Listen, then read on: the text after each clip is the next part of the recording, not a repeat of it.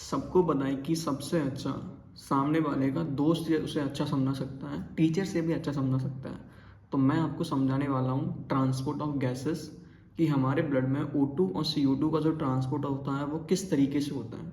मैं भी एक खुद नीट एस्पिरेंट हूँ, तो आपको भी समझाने वाला हूँ।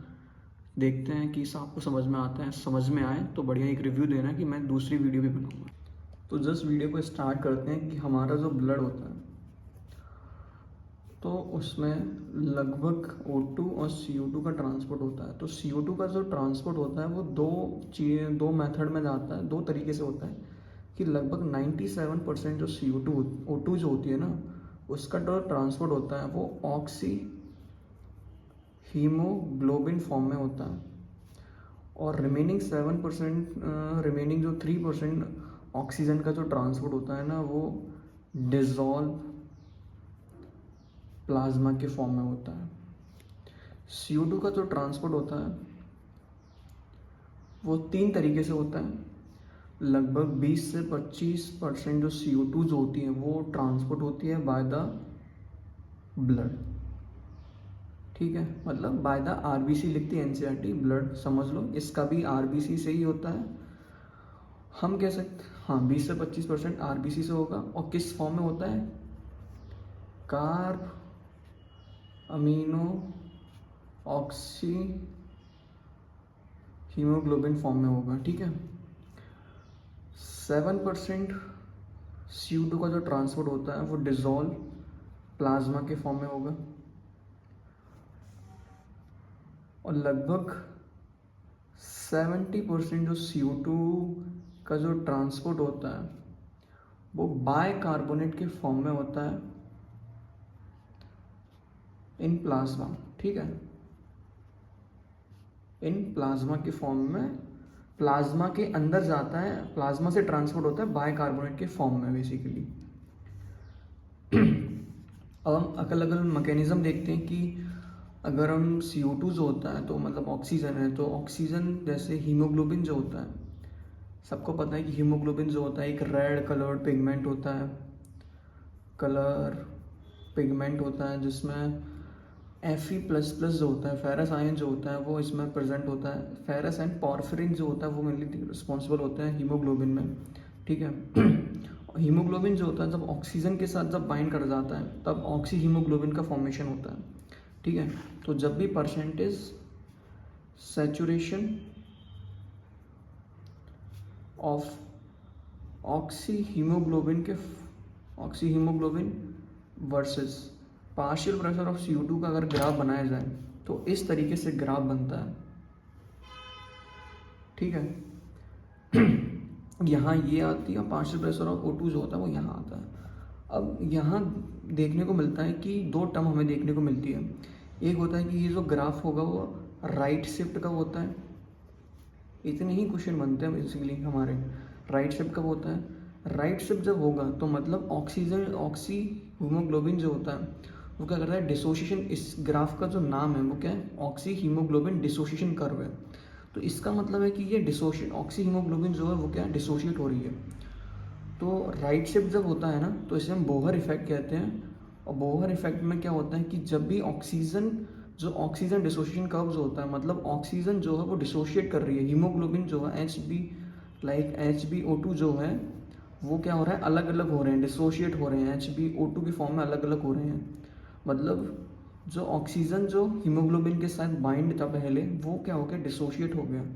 ऐसा कब होगा, मतलब बेसिकली क्या क्या कंडीशन है तब ऐसा होगा? तो जब भी PCO2 बहुत ज़्यादा हाई हो, मतलब पार्शियल प्रेशर ऑफ CO2 बहुत ज़्यादा हाई हो, H+ की कंसनट्रेशन बहुत ज़्यादा हाई हो, मतलब pH क्या होगी, कम होगी, टेम्परेचर जब बहुत ज़्यादा हाई हो, तो तब क्या होता है कि ऑक्सीजन डिसोसिएशन कर्व जो होता है वो हमें देखने मिलता है जब वो राइट शिफ्ट होता है। राइट शिफ्ट होता है इस दौरान। इसे ही हम बोहर इफेक्ट कहते हैं। अब जस्ट इसका उल्टा करते हैं तो लेफ्ट शिफ्ट हो जाएगा, मतलब ऑक्सी हीमोग्लोबिन का फॉर्मेशन देखने को मिलेगा, डिसोसिएशन नहीं देखने को मिलेगा। अब हम बात करते हैं CO2 कि CO2 का जो ट्रांसपोर्ट होता है वो किस फॉर्म में होता है। जब हीमोग्लोबिन CO2 के साथ बाइंड कर जाती है तो कार्ब अमीनो हीमोग्लोबिन में आता है। ठीक है, हमने पढ़ चुके हैं कि कितना कितना जो ट्रांसपोर्ट होता है वो कितना कितना होता है।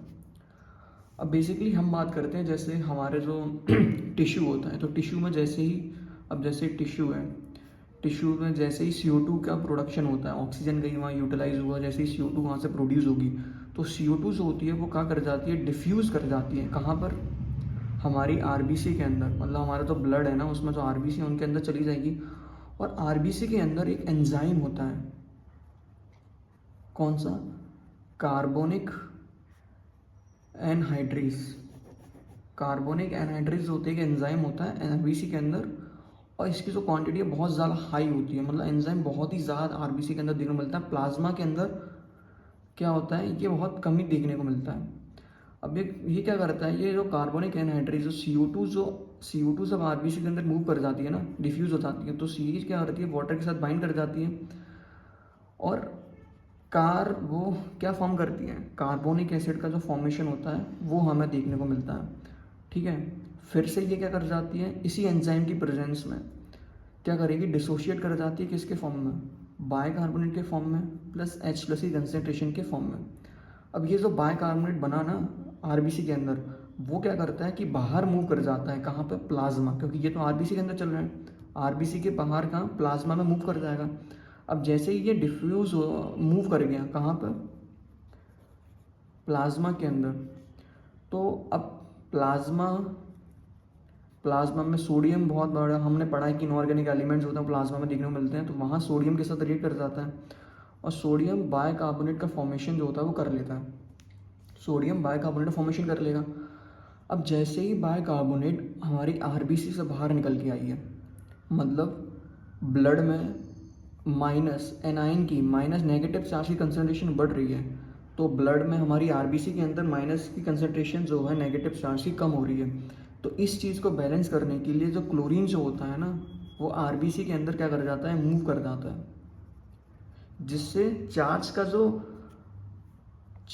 जो डिफरेंस अराइज हो रहा है, जो ग्रेडियंट अराइज हो रहा है, उसे कम किया जा सके। तो इसी को हम बोहर इफेक्ट कहते हैं।